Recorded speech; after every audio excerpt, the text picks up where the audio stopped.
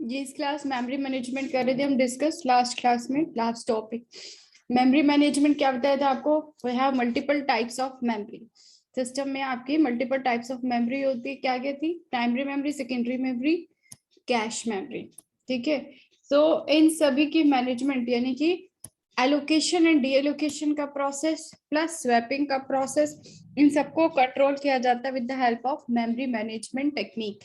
So here memory management is the functionality of a system, operating system, which manages primary memory and moves processes back and forth. यानी कि क्या process है? Swapping between main memory and the disk कह सकते हैं आप, या फिर secondary storage during execution। यानी कि सिंपल है, हमारी मेन मेमोरी को मैनेज करना, स्वैपिंग के प्रोसेस को मैनेज करना, जिसमें कि डेटा आपका प्राइमरी मेमोरी या फिर सेकेंडरी मेमोरी में क्या होता है, बैक एंड फोर्थ मूव होता रहता है। और थर्ड जो कैश मेमोरी होती है उसको भी मैनेज करना, वो सब किसके अंडर आता है? आपका मेमोरी मैनेजमेंट। जब भी आपकी मेमोरी मैनेजमेंट की बात होती है तो मेन किस मेमोरी की बात हो रही होती है? आपकी मेन मेमोरी की, जिसको हम बोलते हैं प्राइमरी मेमोरी। क्यों? क्योंकि आपको पता है जो भी आपको प्रोग्राम एग्जीक्यूट करना है उसको लोड करना पड़ता है मेन मेमोरी के अंदर। ठीक है। After loading into the main memory programs जो होते हैं वो एग्जीक्यूट होते हैं। ठीक है। अब यहाँ पे मेमोरी मैनेजमेंट की टेक्निक्स क्या क्या हैं? There are two types of this memory management technique, contiguous and non-contiguous. Contiguous memory management. Contiguous memory management is very simple. जब आपका डेटा मेमोरी में कंटिन्यूटी में सेव किया जाता है तो उसको आप कंटिन्यूअस मेमोरी मैनेजमेंट टेक्निक कहते हैं। नॉन कंटिन्यूअस क्या है? जहां पे आपका डेटा जरूर नहीं है कि कंटिन्यूटी में ही सेव हो, वो रेंडमली किसी भी लोकेशन पे जो कि फ्री हो, किसी भी लोकेशन पे सेव किया जा सकता है। ठीक है, वो नॉन कंटिन्यूअस होती है। बट इन दोनों की भी आपकी डिफरेंट टेक्निक है। ये जो टॉपिक मैं आपको बता रही हूँ मेमोरी मैनेजमेंट, ये आप पहले जो ऑपरेटिंग सिस्टम पढ़ा था आपने सब्जेक्ट, उसमें था ये टॉपिक आपका। और बहुत ही सिंपल है। मेमोरी मैनेजमेंट जो होती है वो टू टाइप से होती है, कंटिन्यूअस से या फिर नॉन कंटिन्यूअस से। कंटिन्यूअस मतलब कि हमारा जो डेटा सेव होगा मेमोरी में वो एक कंटिन्यूटी में सेव होगा। कंटिन्यूटी का मतलब क्या है? यहाँ पे जैसे आपकी लोकेशन है 1 2 3 4, तो इसी टाइप से 1 2 3 4 पे ही आपका जो डेटा है वो सेव किया जाता है। ऐसा नहीं कि एक 1 पे सेव हुआ फिर 4 पे सेव कर दिया फिर 10 पे सेव कर दिया फिर 20th लोकेशन पे सेव कर दिया। नो, कंटिन्यूअस मतलब कंटिन्यूटी में ही सेव होगा। नॉन कंटिन्यूअस में ऐसे हो सकता है रेंडमली जो भी लोकेशन फ्री है, जैसे फर्स्ट लोकेशन पे सेव किया, उसके बाद उस डेटा के लिए फोर्थ लोकेशन फ्री है, फोर्थ पे सेव कर दिया, after that any other free location, तो वो नॉन कंटिन्यूअस। कंटिन्यूटी मतलब सेम ही लोकेशंस पे हमारा डेटा सेव होता जा रहा है। नॉन कंटिन्यूअस मतलब सेम लोकेशन जरूरी नहीं है, रेंडमली किसी भी लोकेशन पे जो कि फ्री है वहां पे डेटा सेव किया जा सकता है। ठीक है। अब continuous memory management two type से होती है। क्या होती है class? Two types of continuous memory management बताओ। What are the two types of continuous memory management?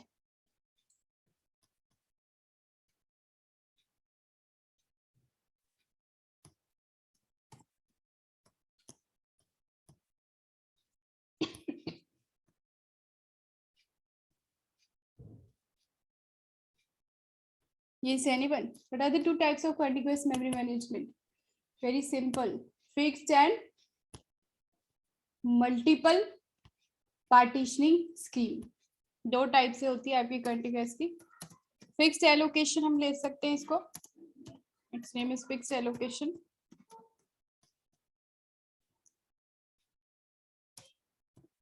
Second multiple भी बोलते हैं हम इसको, या फिर variable size.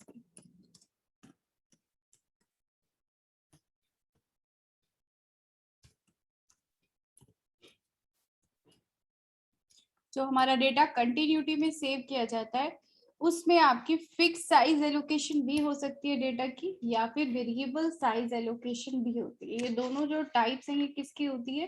Continuous memory management की। ठीक है। It can be in the form of fixed और it can be in the form of variable.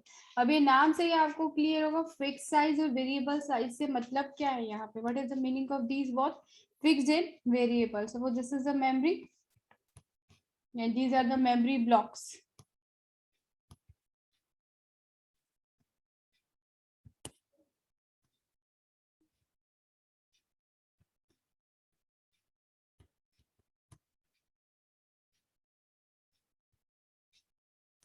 You start with this location 100 next 101, 103 location of memory, location लिख रही हूँ मैं यहाँ पे 104। अगर फिक्स स्कीम है आपकी, फिक्स साइज पार्टीशनिंग की जा रही है, तो वहां पे ये जो ब्लॉक्स मैंने यहाँ पे ड्रॉ किया है, कितने ब्लॉक्स है 1 2 3 4 5, तो ये 5 के 5 ब्लॉक्स जो होंगे वो फिक्स साइज के होंगे। यानी कि अगर ये जो आपका फर्स्ट ब्लॉक है और ये 20K का है, it size is 20K, then rest of these 4 blocks also will be of 20K। तो ये होती है आपकी फिक्स साइज पार्टीशन। और यहाँ पे जो आपका डेटा सेव होगा वो इसी कंटिन्यूटी में ही सेव होगा, जैसे first data will be at location 100, next 101 पे, नेक्स्ट 103 जो लोकेशन दी हुई है यहाँ पे, एंड नेक्स्ट इज 104। और यहाँ पे जो ब्लॉक्स हैं इन सब का साइज भी सेम ही रहेगा फिक्स साइज पे। ठीक है, अब फिक्स साइज की डिसएडवांटेज होती है मेन, क्या होती है क्लास वो, what is the disadvantage of this fix size allocation? Advantage तो सिंपल है, आपका जो फिक्स साइज एलोकेशन स्कीम है आउट ऑफ द 4 स्कीम वो सबसे सिंपल होती है। ठीक है, बट डिसएडवांटेज क्या होता है यहाँ पे, there will be problem of internal fragmentation.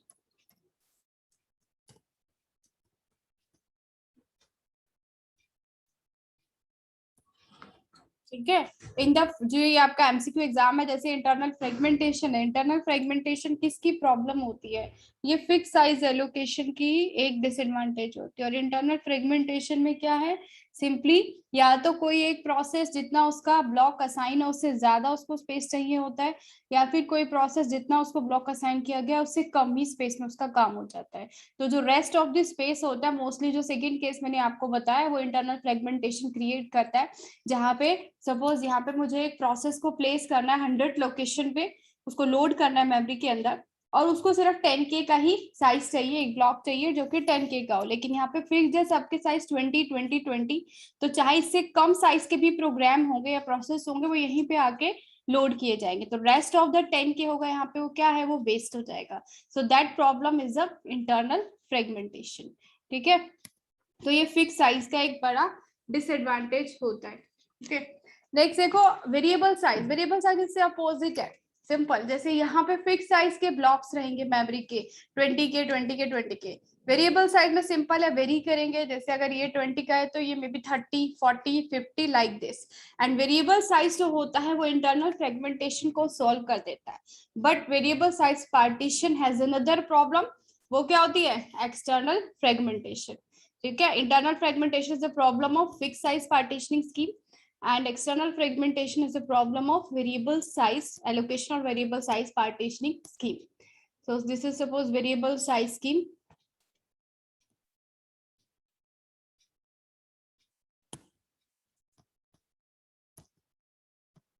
First of all, location number, this is suppose 100 101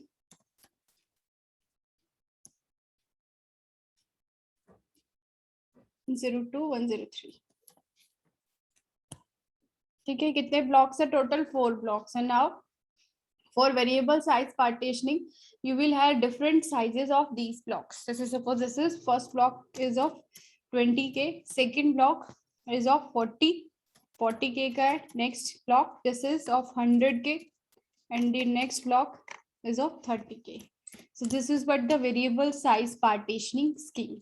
ठीक है, जिसमें जो मेमोरी ब्लॉक्स है, जो मेमोरी की डिवीजन की गई है, पार्टीशन की गई है, वो डिफरेंट साइज के ब्लॉक्स में की जाती है। ठीक है, अब ये क्या बताया मैंने आपको, इसका एडवांटेज क्या है कि ये जो इंटरनल फ्रेगमेंटेशन की प्रॉब्लम आती है फिक्स साइज स्कीम में उसको सॉल्व कर देता है। ठीक है, दोनों ही कंटिन्यूअस की स्कीम है, यानी कि डेटा तो दोनों में ही कंटिन्यूटी में ही सेव किया जाएगा। जैसे कोई डेटा यहाँ पे आता है और एक प्रोग्राम के 3 पार्ट्स हैं, तो first part will be at 100 location, फिर सेकंड पार्ट 101 पे, थर्ड पार्ट 102 पे, इस तरह से कंटिन्यूटी में यहाँ सेव होंगे, ऐसे ही यहाँ पे भी कंटिन्यूटी में ही सेव होंगे। लेकिन फिक्स साइज के अंदर इंटरनल फ्रेगमेंटेशन राइज हो जाती है, जो कि with this variable size partitioning solve हो जाती है।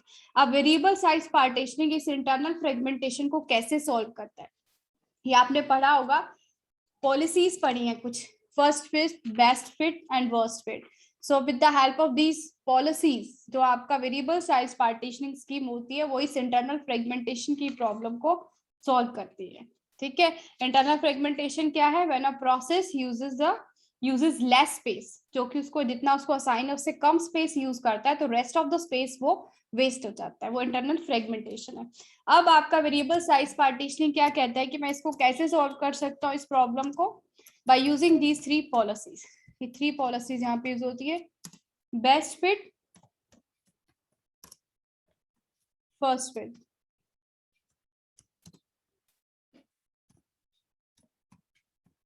And C is the worst. ठीक है, तीन पॉलिसीज है एमसीक्यू के लिए, तीनों आपको पता होना चाहिए। इनको हम क्या बोलते हैं, किस टाइप की पॉलिसी होती है? एक तो इंटरनल फ्रेगमेंटेशन सॉल्व करती है और दूसरा इनको हम बोलते हैं प्लेसमेंट पॉलिसी, कि हमें एक प्रोग्राम को इस तरह से मेमोरी में प्लेस करना है कि वहां पे ये फ्रेगमेंटेशन प्रॉब्लम इंटरनल अराइज ना हो। ठीक है, तो यहाँ पे आपका देखो बेस्ट पॉलिसी। देखो बेस्ट पॉलिसी में क्या है, जैसे सपोज अब मुझे क्या करना है,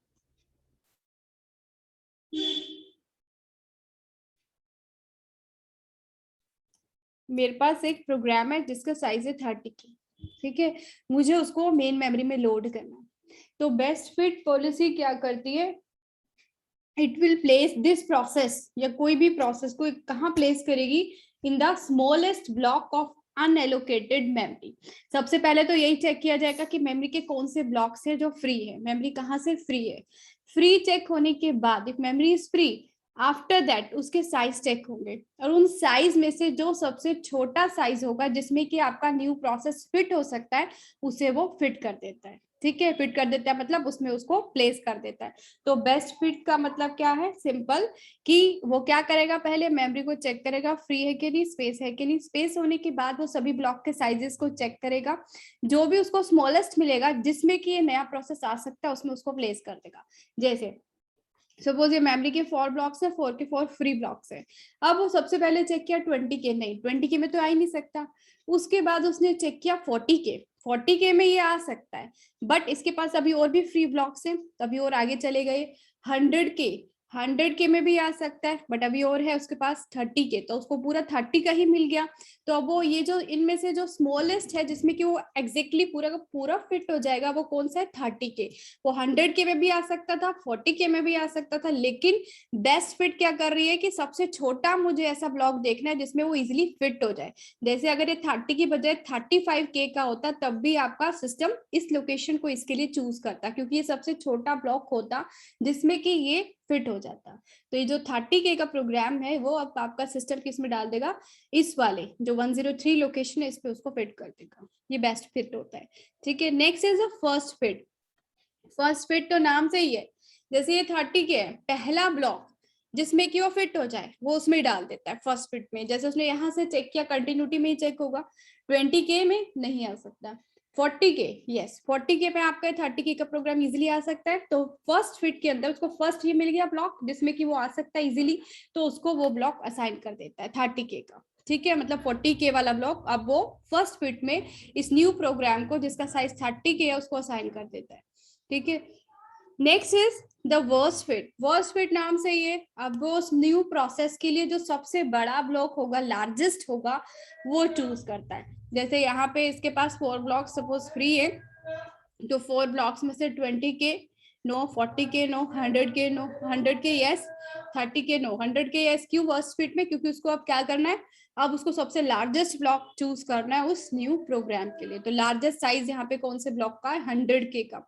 तो 100 के अब चूज करेगा वर्स्ट फिट में 30 के प्रोग्राम के लिए। ठीक है, तो सबसे ज्यादा यूज होता है जो that will be the best policy. क्यों बेस्ट फिट क्यों है? क्योंकि बेस्ट फिट में ज्यादा जो स्पेस है वो वेस्ट नहीं होता है। जो पहला सबसे छोटा ब्लॉक होता है, पहला नहीं सबसे छोटा ब्लॉक जो होगा बेस्ट फिट में, उसमें आपका प्रोग्राम फिट किया जाएगा। फर्स्ट फिट में पहला होगा जो सबसे छोटा, और वर्स्ट फिट में जो सबसे बड़ा होगा। ठीक है, तो ये तीनों हैं आपकी policy, placement policy. With this जो आपकी वेरिएबल साइज पार्टीशनिंग स्कीम है वो इंटरनल फ्रेगमेंटेशन को सॉल्व करती है। ठीक है, बट यहाँ पे क्या होती है आपकी जो वेरिएबल साइज पार्टीशनिंग स्कीम है वो क्या देती है? वो भी फ्रेगमेंटेशन प्रॉब्लम राइज करती है। कौन सी? External.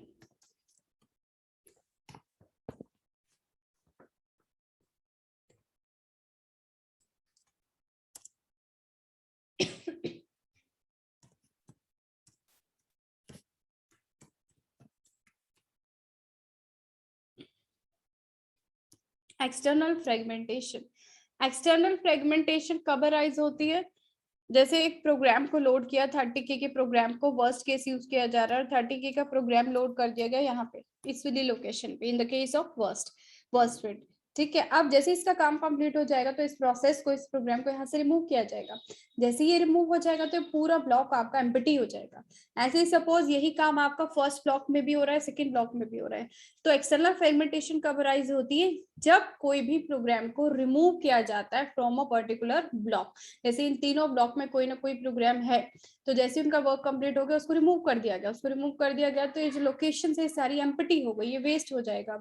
So that is the problem of external fragmentation. So external fragmentation is when the process is remove from the main memory. इसकी सॉल्यूशन क्या होती है? इंटरनल फ्रेगमेंटेशन की तो हमने प्लेसमेंट पॉलिसी यूज कर लिया। एक्सटर्नल फ्रेगमेंटेशन की सॉल्यूशन होती है कॉम्पैक्शन, ये याद रखें। ठीक है, compaction is the solution for external fragmentation. Compaction में क्या है? सिंपली अगर आपको याद हो तो जैसे इन तीनों में से प्रोग्राम रिमूव कर दिया तो क्या करेगा आपका ऑपरेटिंग सिस्टम? इन तीनों को मिला के एक बड़ा ब्लॉक बना देगा न्यू, दैट इज 100, 40 और 20, यानी कि 160K का पूरा ये एक ब्लॉक बना देगा, बजाय कि 3 ब्लॉक के। ठीक है, तो उसे हम कॉम्पैक्शन बोलते हैं, that is the solution for external fragmentation. तो ये आपकी कौन सी स्कीम है? कंटिग्यूअस। तो मेमोरी मैनेजमेंट 2 टाइप से है, कंटिग्यूअस एंड नॉन कंटिग्यूअस। कंटिग्यूअस की आपकी फर्दर 2 टाइप्स है, fixed and variable. Fix size है सिंपल, जहां पे मेमोरी ब्लॉक्स जो होंगे वो फिक्स्ड पार्टीशन में रहेंगे, और वेरिएबल है वहां पे डिफरेंट वेरी करेंगे उनके साइजेस। ठीक है, फिक्स्ड साइज की आपकी डिसएडवांटेज है इंटरनल फ्रेगमेंटेशन, एंड एडवांटेज क्या है? Simple and easy to implement. Variable size की आपकी एडवांटेज क्या है? कि जो भी फिक्स साइज की प्रॉब्लम थी वो सॉल्व कर देती है internal fragmentation by using the placement policies, and but it also has the disadvantage, that is external fragmentation, and it is solved by the process of compaction. Compaction क्या है? Making one large block from small empty blocks. ठीक है, अब next देखो non कंटिग्यूअस।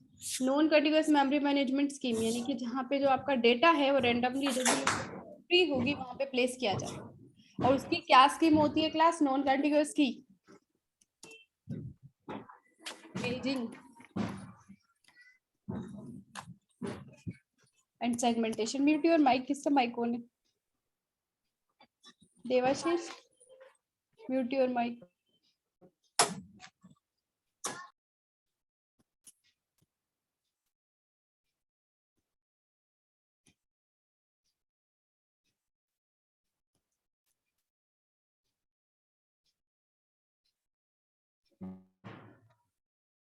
This is non-contiguous scheme.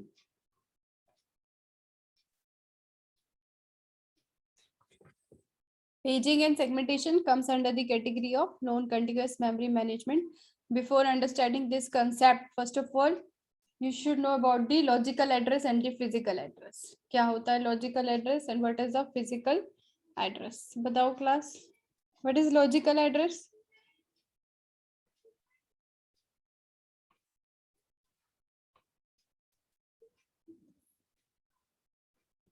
देखो, in the last class मैंने आपको बताया था जो आपका सीपीयू होता है that is directly connected with the main memory.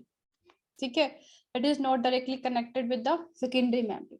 क्यों? क्योंकि अगर वो सेकेंडरी मेमोरी से डेटा एक्सेस करेगा तो टाइम ज्यादा लगेगा, तो सिंपली सेकेंडरी मेमोरी से मेन मेमोरी में प्रोग्राम्स को लोड किया जाता है फॉर द एग्जीक्यूशन, जहां से सीपीयू उनको डायरेक्टली एक्सेस कर सकता है। ठीक है, अब इस तरह से लॉजिकल एड्रेस और फिजिकल एड्रेस यूज किए जाते हैं। लॉजिकल एड्रेस क्या है? जो एड्रेस सीपीयू जनरेट करता है, सिंपल। लॉजिकल एड्रेस को ही हम वर्चुअल एड्रेस भी बोलते हैं। आपका एमसीक्यू का हो सकता है क्वेश्चन है, वर्चुअल एड्रेस या लॉजिकल एड्रेस क्या है? वो सेम चीज है।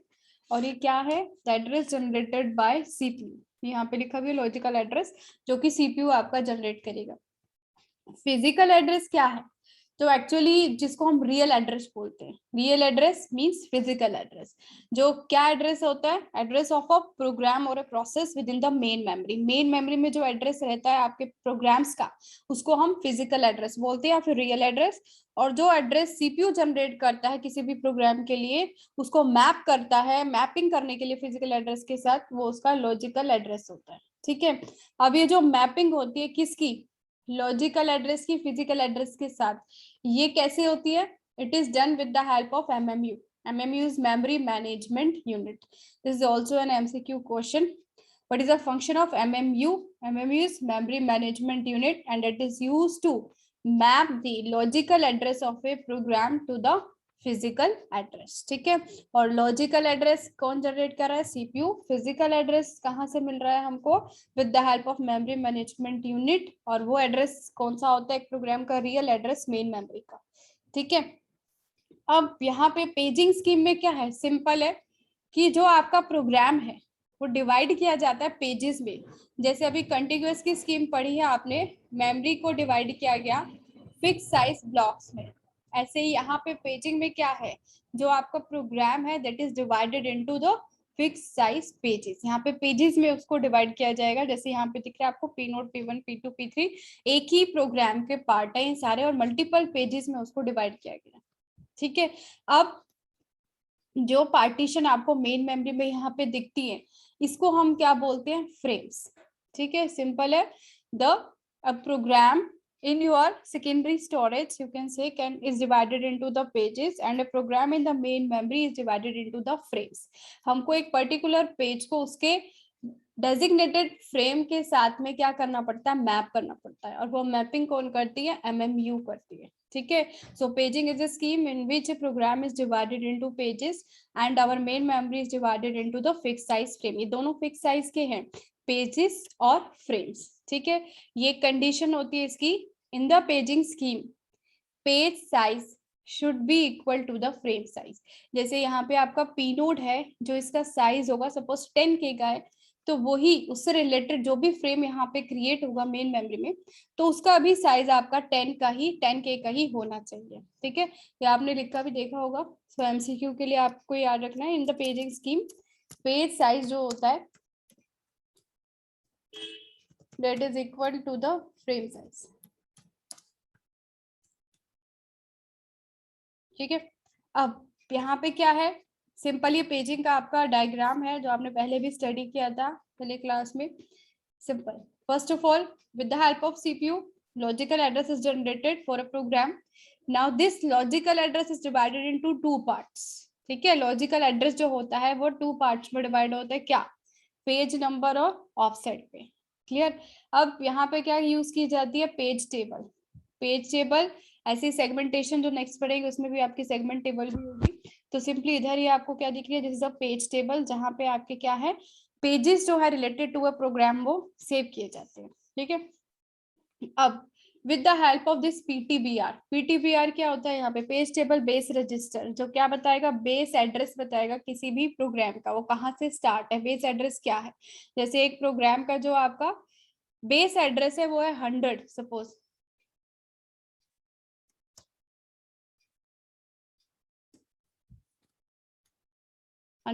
is the base address. So suppose at P1 here is a 100 base address हमें मिला किससे? PTBR से, and name is P1.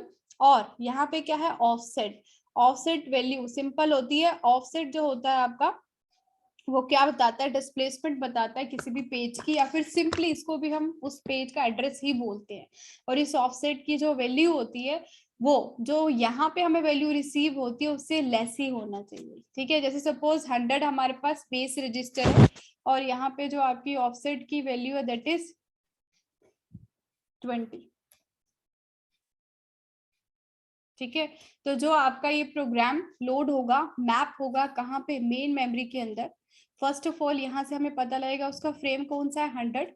Offset value दोनों साइड सेम रहेगी 20. तो यहाँ पे आपको कैसे मिलेगा, कैसे मैप होगा कि वो जो आपका डेटा है, प्रोग्राम है, वो कौन से लोकेशन पे प्रेजेंट होगा? 120. तो दिस इज 120 लोकेशन. अगर मैं 100 और 20 वैल्यू ले रही हूँ इसकी, 20 ऑफसेट की वैल्यू है और 100 वैल्यू किसकी है?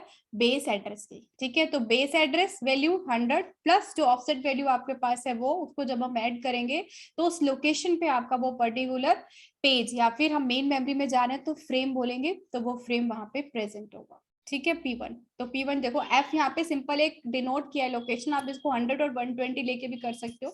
तो सिंपली ये F कहाँ प्रेजेंट है? यहाँ पे F ये रहा, ये लोकेशन 120, और इस लोकेशन पे जो हम जिस पेज को ढूंढ रहे हैं P1 को, वो यहाँ पे प्रेजेंट है.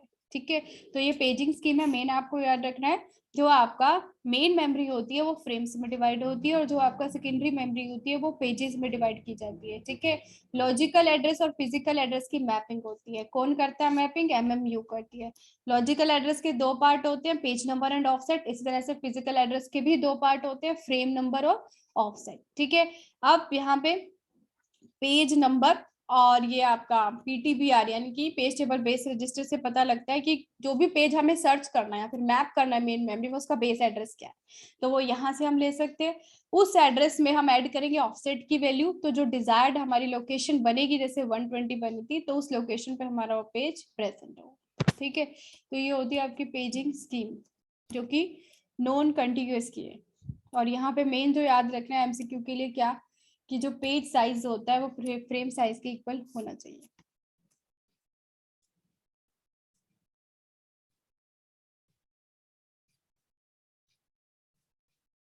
देखो डिसएडवांटेज का ड्रॉबैक क्या है, इसमें भी इंटरनल फ्रेगमेंटेशन प्रॉब्लम हो सकती है पेजिंग के अंदर।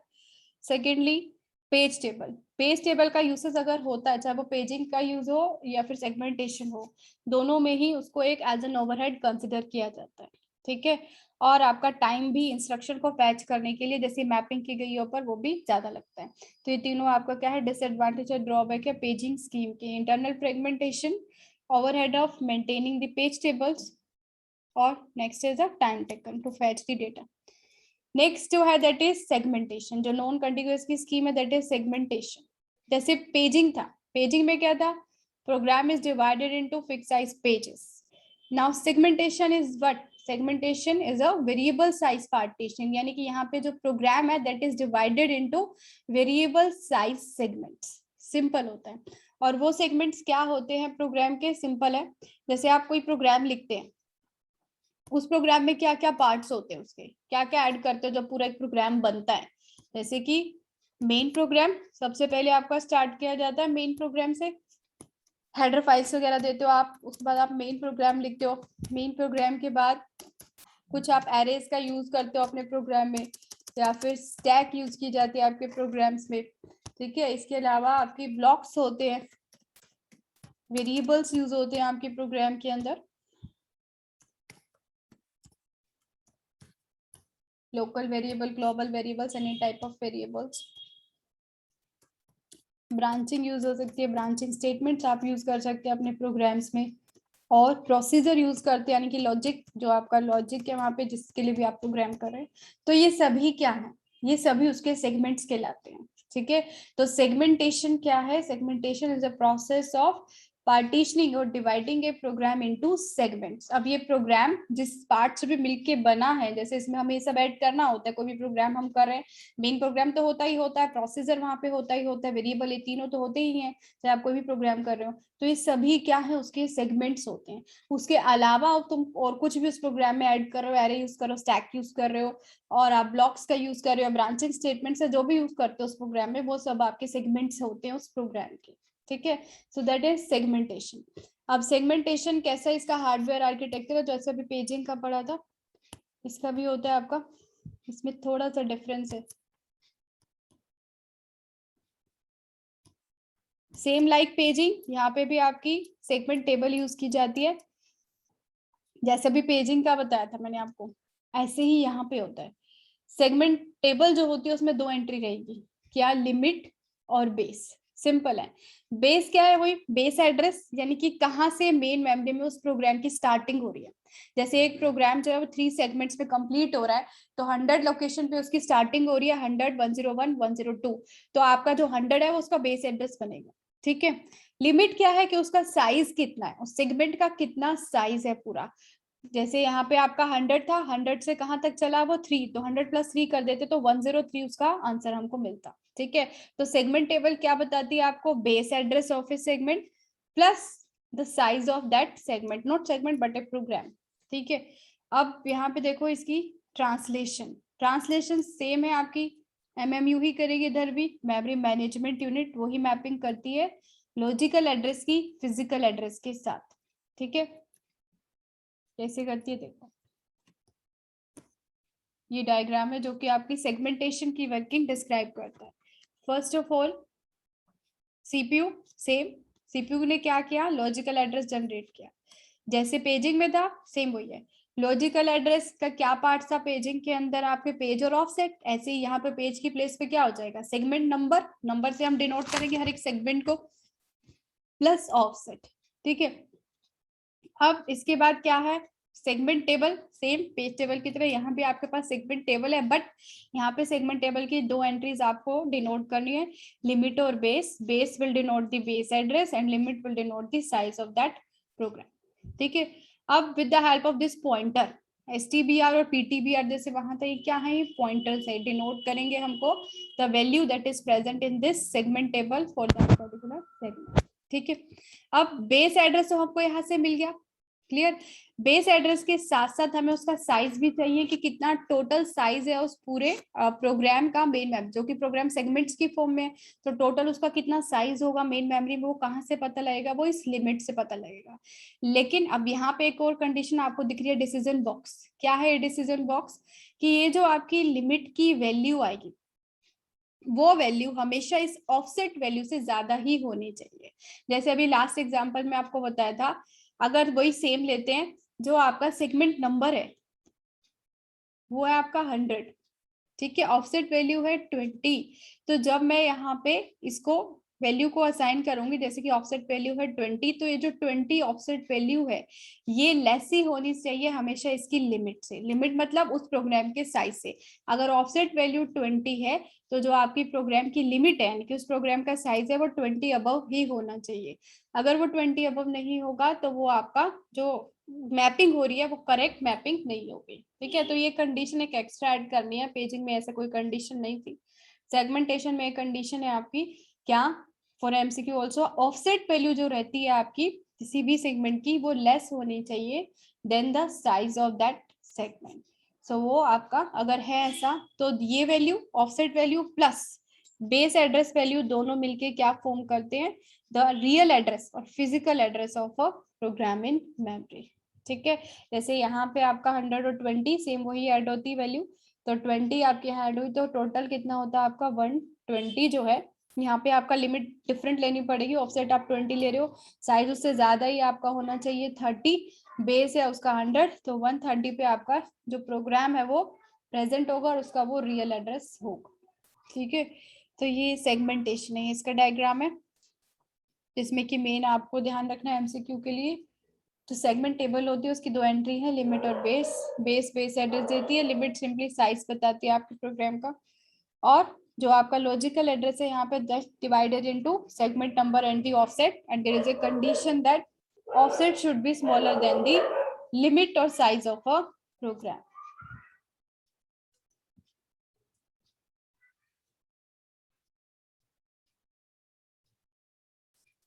अब सेम जो आपकी प्रॉब्लम थी इंटरनल फ्रेगमेंटेशन पेजिंग में, वो यहाँ पे नहीं होती है, रिमूव हो जाती है सेगमेंटेशन। ठीक है, डिसएडवांटेज सेम ही रहेगा, जैसे उसमें था आपका पेज टेबल मेंटेन करनी पड़ रही थी, यहाँ पे भी पेज टेबल मेंटेन करना पड़ेगा। इंस्ट्रक्शन फैच करने के लिए भी टाइम ज्यादा लगेगा, क्यों, क्योंकि पहले MMU को सारी मैपिंग करनी पड़ेगी जो अभी की है लॉजिकल की फिजिकल के साथ। ठीक है, स्वैपिंग जब आपकी की जाती है, अगर वो अनइक्वल साइज के प्रोग्राम है तब भी आपकी प्रॉब्लम आती है। अगर सेगमेंट्स जो है आपके अनइक्वल साइज के हैं, एक सेगमेंट 20K का, एक सेगमेंट 10K का, और उनकी स्वैपिंग करनी है, तो वहां पे भी आपकी सेगमेंटेशन के केस में प्रॉब्लम अराइज होती है। तो ये नोट्स मैंने आपको दिए हुए, इसमें से जो मेन मेन आपके हैं पॉइंट्स MCQ के लिए, और जरूर स्टडी कर लेना। ठीक है,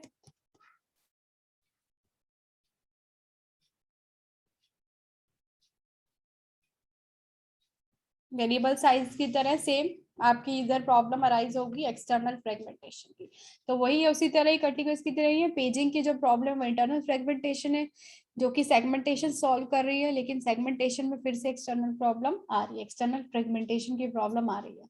और एक कॉमन डिसएडवांटेज दोनों का है मेन क्या, कि आपको पेज टेबल और सेगमेंट टेबल दोनों को मेंटेन करना पड़ेगा।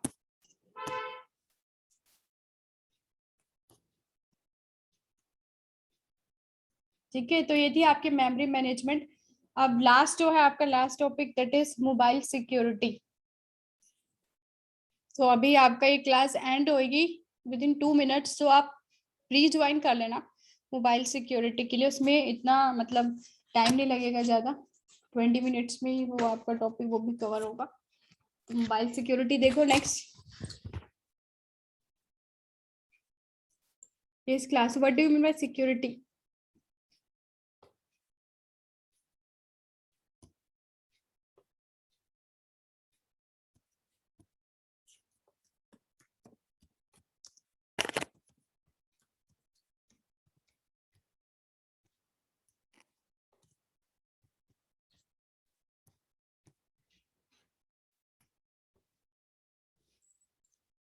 बोलो सिक्योरिटी क्या है? जो भी आपकी, हम किसकी बात कर रहे हैं? मोबाइल सिस्टम की, यानी कि मोबाइल डिवाइसेस को प्रोटेक्ट करने के प्रोसीजर को हम सिक्योरिटी बोलते हैं। ठीक है, सिक्योरिटी क्या है? Protecting all the portable devices from the threats and unauthorised access from users.